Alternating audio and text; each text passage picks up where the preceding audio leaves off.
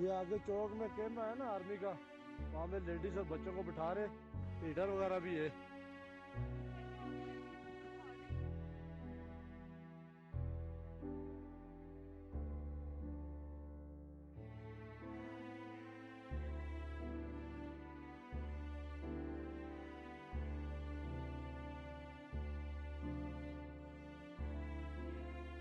को बिठा रहे, हीटर वगैरह भी है। ये आगे चौक में, चौक से ऊपर जाना है आपने सीधा, अंदर फौज का कैंप है। हाँ हाँ हाँ,